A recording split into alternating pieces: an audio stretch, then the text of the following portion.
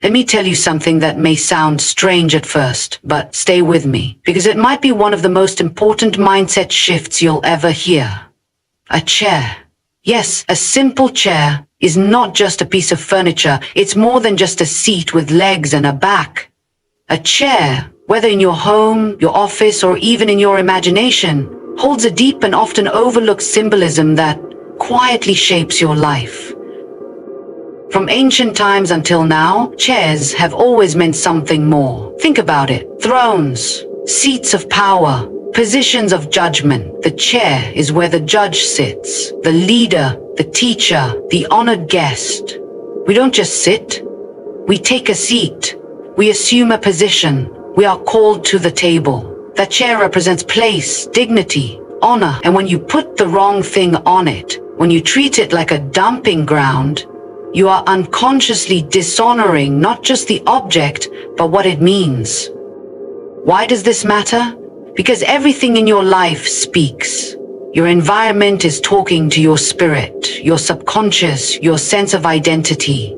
And when you place disrespect on something symbolic, you're also training your mind to tolerate disorder and dishonor in places that should be sacred. You may think it's just a pile of laundry on a chair, or a handbag tossed carelessly where someone could be sitting, or even a box you've been meaning to unpack for 6 months. But what you're actually doing is speaking a silent message to your surroundings. This space is not worthy of attention. This seat is not prepared for opportunity. I'm not expecting anything significant to show up here. And poverty, true poverty, is not about a lack of money. That's only a symptom. Poverty is a mindset. It's a pattern of low expectation, of settling, of tolerating less than what's possible. It grows in chaos, it thrives in neglect. It feeds off the small daily choices we make without even realizing their weight. So when I say, never put that on a chair, I'm not just talking about an object, I'm talking about the message behind the action. You see, the people who live in expectation, those who know they carry purpose, who believe something greater is coming, they don't just leave chairs cluttered. They keep a seat open. They live prepared. It's not about being obsessive or overly neat, but intentional, expectant. Because when you're expecting company, when you're expecting greatness, you act differently. You prepare the space. You make room. And don't forget, the chair is also where you sit. If you treat the chair with disregard, how are you treating yourself? Are you sitting down, like someone who's ready to lead, to grow, to receive? Or are you lowering your posture every day without noticing?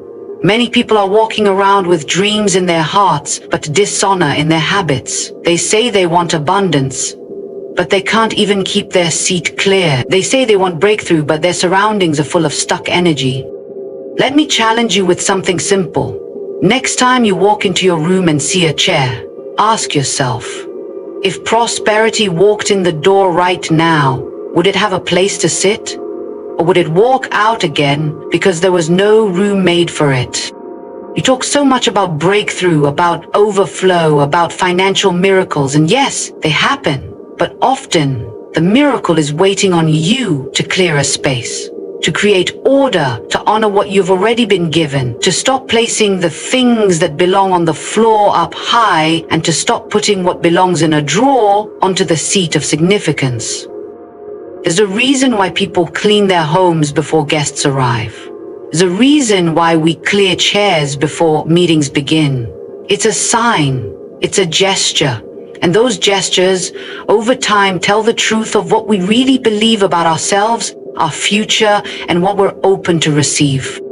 So if you've been wondering why poverty seems to follow you, why opportunities pass you by, why things feel stuck, it may not be about the economy or the government or even your upbringing. It may start with something much smaller, something as small as what you're putting on a chair. Stop placing poverty where royalty is meant to sit. Now let's go a little deeper, because what I'm about to tell you might be sitting right in your home, maybe even next to you right now, and you've been overlooking it, but it's been speaking, not out loud, but spiritually, energetically, emotionally. It's clutter. Yes, clutter, piles, mess, neglect, the kind of quiet disorder that builds up not just on your furniture, but in your heart.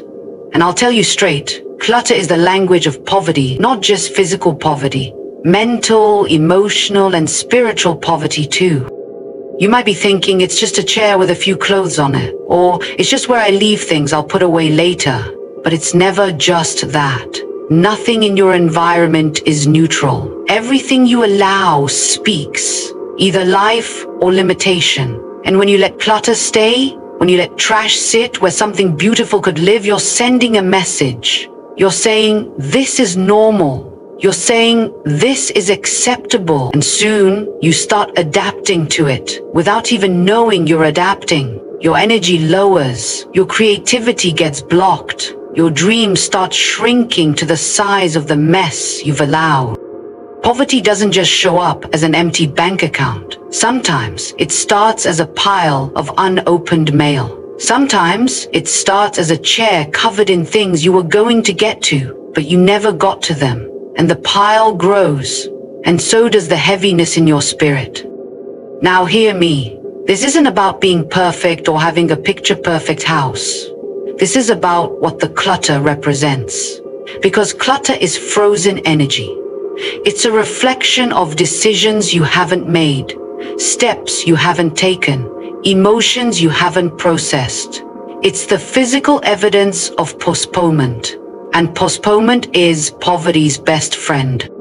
Have you ever walked into a room that's full of mess and instantly felt tired, heavy, like you didn't want to do anything? That's not just about visuals, that's spiritual. That's energetic, because your environment is not just where you live, it's what you absorb. And when your surroundings are disorganized, your thoughts follow. Your goals start fading, your motivation weakens, you begin to tolerate things you would never accept in your best, highest self. And the chair becomes the starting point, the silent altar of delay. It's where things gather. It's where things pause, and eventually it becomes where things die. Ideas that never got written, tasks that never got done, promises you made to yourself that now sit under a jacket or two, covered in dust. Now let me ask you this. Would you invite your next level to sit on that chair? Would you let success take a seat next to your clutter? Would you ask opportunity to rest beside disorder? No. You wouldn't. You know why? Because greatness doesn't dwell where there's no intention. Blessings don't settle where there's no space made for them. You have to prepare the atmosphere for what you want to receive. You can't say you want increase while making room for mess. And if you've allowed clutter to stay, it's not just a reflection of your physical space. It's a mirror of your expectations. Somewhere deep inside, you've stopped expecting beauty. You've stopped expecting flow. You've stopped expecting abundance. And the enemy doesn't always steal from you by force. Sometimes he just gets you to settle, to lower your standards, to say, I'll deal with it later, and later becomes never. And that's how poverty wins, not with fire, but with dust. But here's the truth. The moment you begin to shift your atmosphere, everything starts to change. The smallest act of clearing space is a declaration. It's not just cleaning up. It's saying, I'm ready. It's saying, no more delays. It's saying, I respect what I'm carrying too much to bury it under mess. Because your future deserves a clean space. Your purpose deserves honor. Even your guests, seen and unseen, deserve a place prepared with care. And I'm going to say this gently, but directly. If you want to move out of the energy of poverty, you have to stop treating your environment like a landfill. You have to stop allowing what you don't want to take up space where something greater could be. Because when you honor the space, you begin to shift the atmosphere. And when you shift the atmosphere, you shift your life. So if that chair has become a place where things go to wait, decide today, no more. Not here, not in this house, not in this season. Let's talk about something we don't often realize is shaping our future. Placement. Where you place things in your home. where you rest them, where you leave them when you're not thinking. Because placement, even the smallest acts of it, reflects value. It tells your mind what matters. It trains your spirit on what you expect. And when it comes to something as seemingly simple as putting certain objects, like your wallet, your purse, your keys, or even sacred items on a chair instead of where they truly belong, you may not see it, but you're making a loud statement to your own future. Now, don't misunderstand me. This isn't about being uptight or obsessed with rules. This is about the message behind the motion. That quiet, subtle message you send every time you put something valuable in a place that was never meant to hold it. A chair is a seat designed for presence, for people, for posture. When you drop your wallet or handbag there, like it's an afterthought, what you're really saying is, this isn't that important. I'll deal with it later. But your subconscious doesn't miss that. Your spirit does. And the way you treat what holds your provision, what carries your access, what symbolizes your daily movement, wallets, purses, sacred items, even your planner, that's the way your inner self starts to believe you treat provision itself. If you place it carelessly, you'll start to handle it carelessly. If you leave it where it doesn't belong, your money will begin to feel the same. Misplaced, disrespected, misaligned. See, poverty doesn't just come from lack. It often comes from leakage, from carelessness, from mismanagement, not only of money, but of meaning. The people who walk in abundance aren't always the ones who have the most money, but they are the ones who treat what they have with intention. You don't have to be rich to be excellent. Excellence starts with what you do, with what's already in your hand, or in your bag, or on that chair. You might think it's no big deal. I just dropped it there for a second. But let me ask you this. If someone gave you $1 million today, would you drop it on a chair and walk away? No. You'd guard it. You'd secure it. You'd store it with intention. Why? Because value determines placement. And here's the catch. Your mind doesn't wait for the million. It trains itself based on how you handle the $50 you have right now. It's watching, your spirit is watching, heaven is watching. What you repeatedly do becomes a habit, and what becomes a habit becomes a culture. That's why I say, don't just manage your space, manage your message. What are you telling your environment about your money? What are you telling your subconscious about your future? Because if the placement of your resources is sloppy, the flow of your resources will start to mirror that disorder. Some of you keep asking why your finances are stuck, why it feels like you work hard but see little return. And maybe, just maybe, it's because the way you treat the physical representation of your money is inconsistent with the future you're praying for. You want abundance, but you keep laying your provision down like it's a burden. You want overflow, but you keep putting your wallet on the chair like it's just another item in the way. And that disconnection, that casual disregard, it adds up in your thinking, in your posture, in your ability to receive. Now let me speak to something deeper. A lot of people don't treat their valuables with respect because deep down, they don't feel worthy of having them. Somewhere in your story, you were told that having too much is dangerous or prideful or temporary, so you unconsciously sabotage the very things you asked for.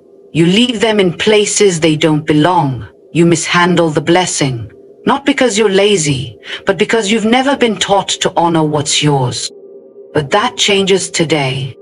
Today you remember that everything in your hands has purpose. Even where you place your purse is prophetic. Even where you rest your keys is a declaration of readiness. Even how you treat your seat, your physical and spiritual seat, will either invite increase or repel it. So no, don't just toss your bag on a chair. Don't just leave your wallet where someone's meant to sit. Train your atmosphere to expect value. Train your hands to honor what they touch. And train your mind to treat even the smallest actions as seeds for something greater. Because how you place a thing reveals how you value a thing. Let me take you somewhere deeper, into something ancient, into something spiritual that many people today ignore, dismiss, or laugh at, yet wonder why their lives feel out of alignment. I want to talk to you about cultural and spiritual reverence. Things passed down not just in words, but in the ways our ancestors treated objects, spaces, and even gestures. And yes, this even includes the chair. Because in many cultures, placing the wrong thing on a chair isn't just poor etiquette. It's considered a direct invitation to misfortune, a sign of disrespect, a silent call to poverty. Now I know, we live in a modern world. We've got smartphones, fast food, and artificial intelligence. We've been trained to see tradition as superstition, to brush off old wisdom as outdated. But the truth is, some of what we call superstition was never ignorance. It was awareness. Spiritual awareness, emotional awareness, a respect for things we couldn't always see, but somehow always felt. In many households, especially among the elders, there were unspoken rules. Don't put shoes on the chair. Don't lay your feet where someone's meant to sit. Don't leave sharp objects or brooms on chairs. Why?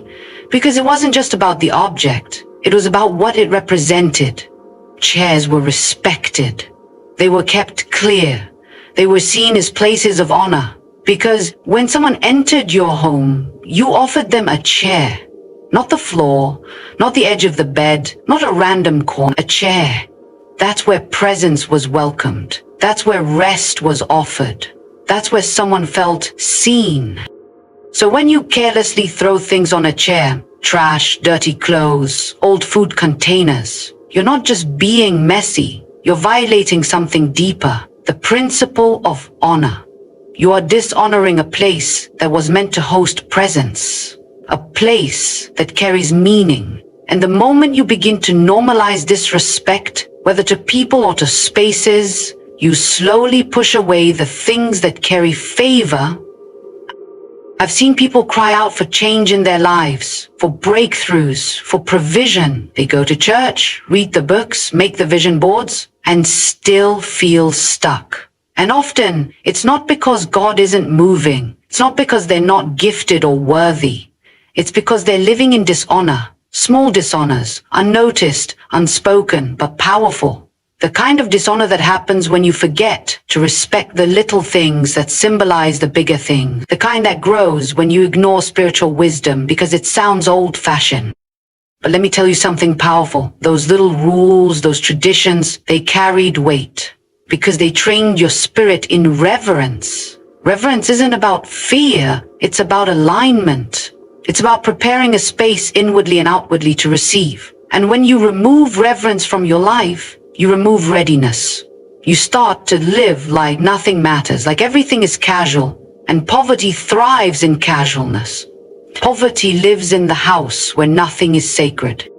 Some of the most successful people I've ever met, not just financially, but emotionally, spiritually, have one thing in common. They treat their space with respect. You can feel it the moment you walk in. Things have order. Chairs are clear. Nothing is thrown carelessly. Why? Because they're not just maintaining cleanliness. They're honoring space. They've learned that what you prepare, you attract. And what you neglect, you eventually lose. Now, think about this. In certain traditions, an empty chair wasn't even left truly empty. It was reserved, symbolic, sometimes for a guest, sometimes for a spirit, sometimes just as a gesture of respect. There was intentionality, and that intentionality trained people to live with anticipation, expectation, honor. The moment you start leaving things on a chair with no thought, no care, no meaning, you've trained your mind to expect nothing, and nothing is exactly what shows up. I'm not saying this to scare you. I'm saying it to wake you up, because some of you are dealing with blockages in your life that didn't start with a big decision. They started with tiny, repeated moments of spiritual forgetfulness. Moments when you stop treating your space like it matters. Moments when you called reverence superstition and replaced intention with laziness. And now, you're not just physically disorganized, you're spiritually disconnected. But here's the good news. Honor can be restored. Alignment can be rebuilt. And it starts with something as simple as asking yourself, does this belong here? Not just in your space, but in your life, on your chair, in your habits, in your atmosphere. That chair may be in your room, your living room, your office, but it's also in your heart. And it's either hosting presence or repelling it. So stop treating sacred spaces like storage bins.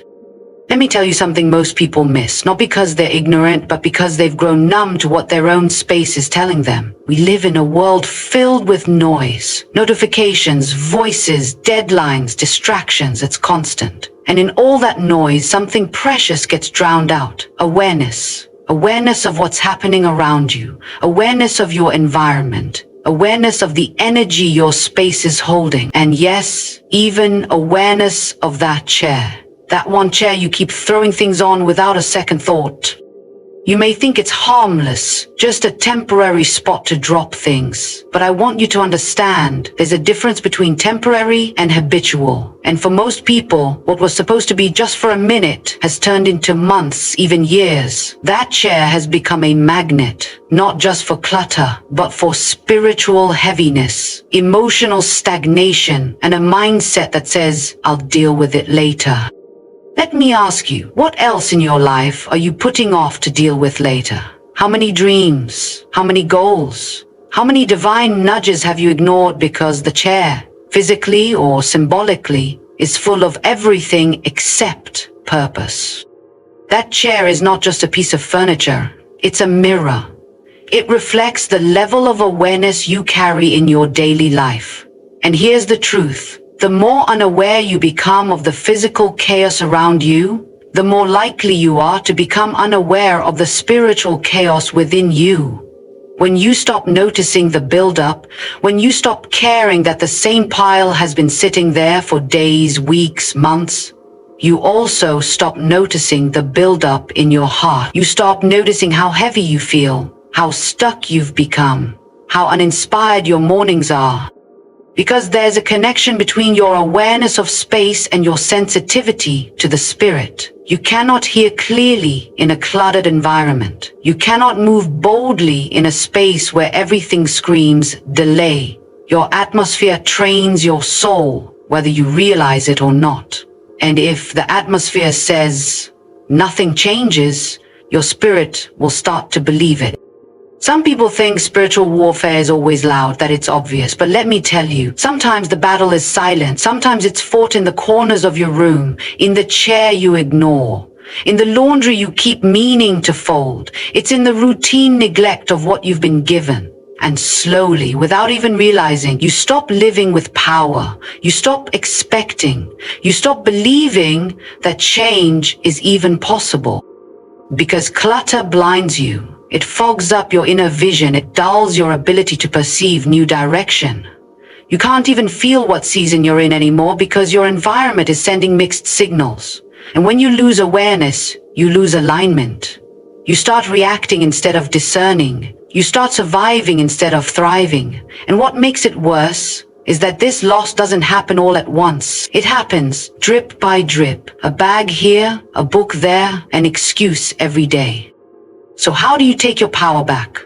You start by waking up your awareness. You ask yourself, what have I stopped seeing? Not just in your room, but in your life. What have you numbed yourself to because you were too tired, too overwhelmed, or too distracted to care? Because here's the thing, awareness is the first step toward authority. When you become aware of what you've been tolerating, you become dangerous to the patterns that have been holding you back. That chair is telling a story. And maybe it's not the story you meant to tell. Maybe it says, this is where things go when I don't know what to do with them. Maybe it says, this is the symbol of my exhaustion. Or worse, maybe it says, this is the place where my attention gave up. But you can rewrite that story. You can clear that chair, not just as a chore, but as a declaration. A declaration that you are no longer blind to what's been holding you down, that you are no longer accepting disorder as normal, that you are no longer sleeping through the messages your space is trying to send you. When you become aware, you become aligned. And when you're aligned, you become available. Available for opportunity, for clarity, for presence, for power. So don't underestimate the chair. Don't ignore what your eyes have been avoiding, because the moment you start noticing again, the moment you choose to care again, you begin to create the kind of space where breakthrough no longer needs an invitation. It just walks in. Let me tell you something that has the power to shift your entire environment, your finances, your relationships, even your spiritual clarity. Honor. Not the kind of honor that just claps for people or posts pretty quotes. I'm talking about the daily, unseen, intentional kind of honor that either invites favor into your life or slowly drives it away. And here's the truth most people miss. Dishonor doesn't always come through rebellion. Sometimes it comes through routine. It creeps in quietly through the way you treat the spaces around you, through the way you handle what was once sacred, what was once purposeful, what was once respected. Let's talk about the chair again, not just as furniture, but as symbol. When you put things on a chair that don't belong there, dirty clothes, clutter, junk mail, bags you forgot to unpack, you may not realize it, but you're building a habit of dishonor. That chair was created for someone to sit in. It was built with presence in mind. It holds posture. It hosts guests. It carries weight. So when you turn it into a dumping ground for things you don't want to deal with, you're sending a message, not just to your environment, but to your spirit. You're saying, this space no longer matters. You're saying, I don't expect presence here. And eventually, you stop honoring what was meant to carry weight. And let me tell you, when you stop honoring where you are, you block access to where you're going. See, honor is a seed. You can't wait for the promotion to start practicing it. You can't wait for the spotlight or the applause. Honor starts in private. It starts in the way you keep your room, the way you treat your space, the way you handle the smallest details of your life. Because heaven watches how you treat the little things before it releases the greater things. And if your atmosphere is heavy with neglect, if your energy is casual about what should be sacred, don't be surprised when increase passes you by. Sometimes it's not that you're cursed, it's not that you're unlucky, it's that you've allowed a spirit of dishonor to camp out in your home. And dishonor always partners with poverty, because where there is no honor, there is no flow, no ease, no favor. You can grind and hustle all day, but if your environment contradicts your prayer, nothing moves. You can't ask God for abundance while tolerating chaos. You can't declare breakthrough and live in disrespect.